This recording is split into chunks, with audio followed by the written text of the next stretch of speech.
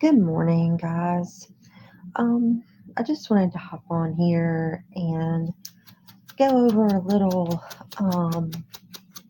incident that is unfolding starting yesterday in Pennsylvania, in Cambria County, Pennsylvania. So basically, in December of 2024, the coroner in Pennsylvania, in Philadelphia, Pennsylvania, was contacted by the Mutter Museum. Now, the Mutter Museum is a medical museum, and it is often known for having, a lot of the times they have medical oddities, um, odd things. If you've ever been there or, watched any kind of documentary about it, um, basically it is medical things. A lot of things get donated from autopsies, from people that specified they wanted things donated after their death, things of that nature. What the Mutter Museum had found in their archives, though, is that they had the skulls of two babies. Now, they contacted the coroner.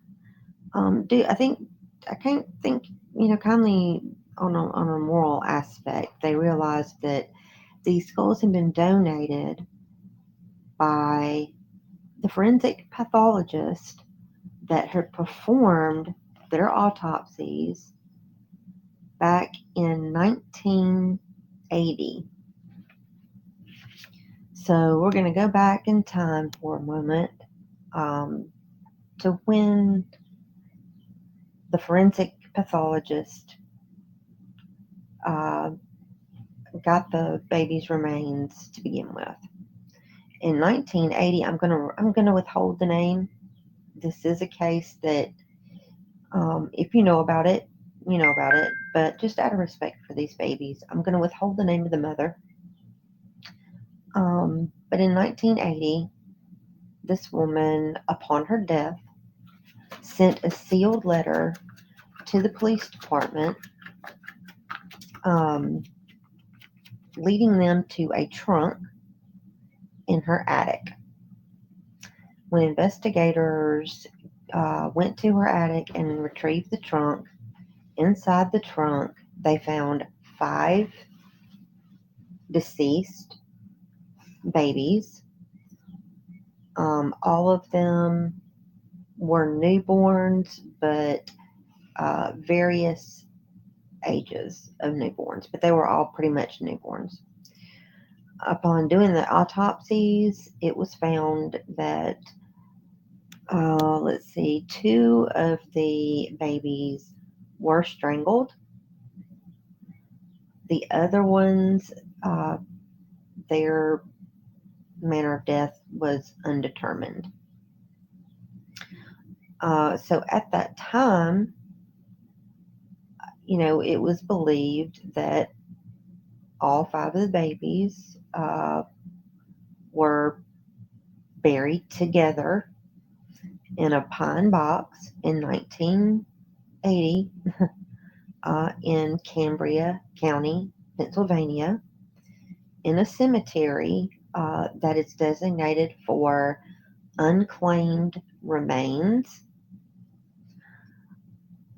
So now we're finding out, though, when the Mutter Museum contacted the coroner in Pennsylvania, they retrieved the two skulls from the Mutter Museum, and one of the baby skulls actually still had the noose around, the neck, um, that was with the baby at the time of autopsy. So, unfortunately, the forensic pathologist that conducted these autopsies and kept these remains until the early 90s, when he then sent, donated them to the Mutter Museum, has passed away. So unfortunately, we can't get any justice for these poor babies at this point in time.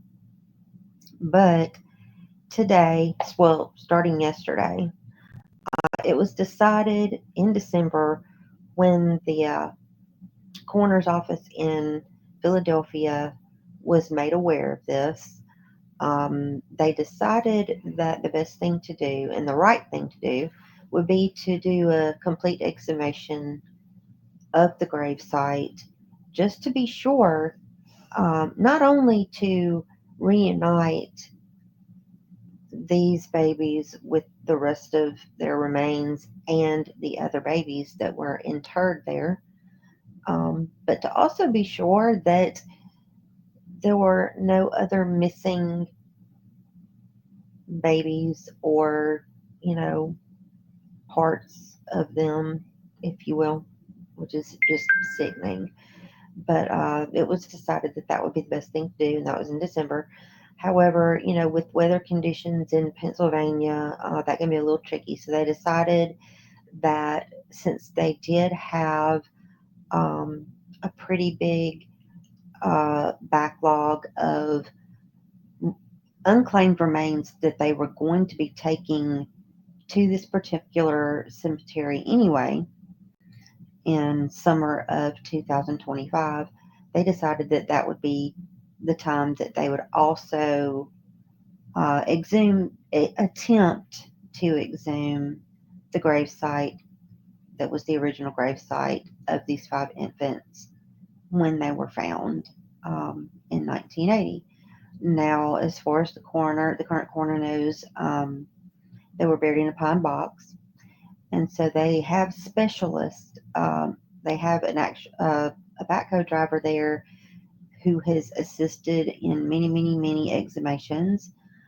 They have forensic anthropologists there to help because, of course, we know being buried in a pine box in 1980, that's 45 years ago.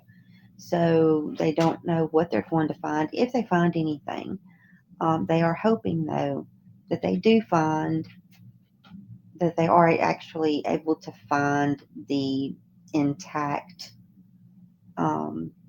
burial, and hopefully everything else that is supposed to be there is there, and then they can reunite, these remains with the rest of them. This is just, again, another. I think it's a sick thing that a lot of, this was a forensic pathologist that should have, by all means, held the highest respect for these remains, and most definitely should not held on to these babies as some type of oddity, and then donating them, to the Mutter Museum, and kudos to the Mutter Museum for, when they found these remains in their archives, and thank goodness they also kept immaculate documentation as far as who, when, and where these remains came from. I will update you when I hear anything back. Um, it was going to be a pretty meticulous uh, event with them. Like I said, these babies were buried, quote, in a pine box 45 years ago, unquote. Um, so we will see. But hopefully it will be a good result, and these babies will be reunited. I think it's part of a sick fixation that our society has come upon when it comes to death, and not only in this respect, death, but, you know, This was clearly a mother who was taking the lives of her newborn infants at different times and then keeping them, and clearly knew what she was doing was wrong because she wrote a letter in a sealed envelope that was not to be delivered to the authorities until her death. So she knew what she was doing was wrong, and she knew that if they found out that she would undoubtedly, go to jail for it. So she made sure that death had her before the authorities did, and that's and that's a sick mind in itself as well.